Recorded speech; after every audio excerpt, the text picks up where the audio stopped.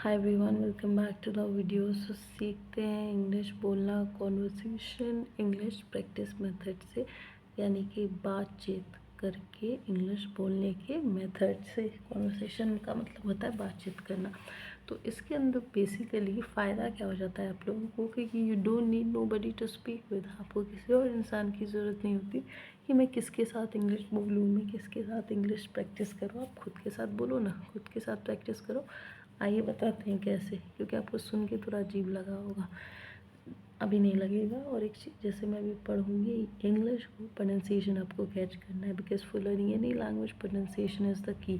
Fine, let's start. You should ask, तुम्हें पूछना चाहिए। एक्सक्यूज़ मी, माफ़ कीजिए। Can you tell me this, क्या तुम मुझे बता दोगी ये। वॉट, क्या। I want to know this address, मैं ये एड्रेस जानना चाहता हूँ।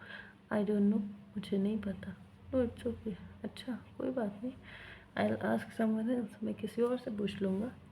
Alright, thank you.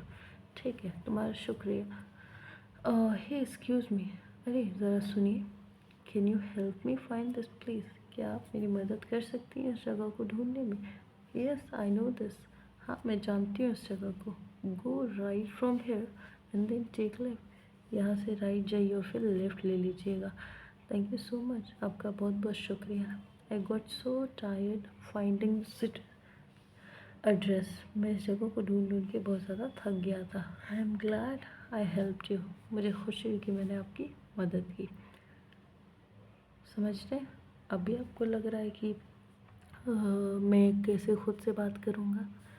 यही तो फ़ायदा होता है कॉन्वर्सेशन स्पोकन इंग्लिश प्रैक्टिस का, कि आप खुद से ही बात करेंगे एंड फटाफट सीखेंगे।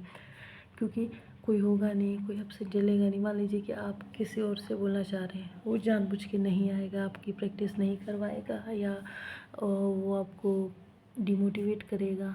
मानती हूँ कि बहुत अच्छे इंसान भी होगा आपके पास, लेकिन सबके पास नहीं होता।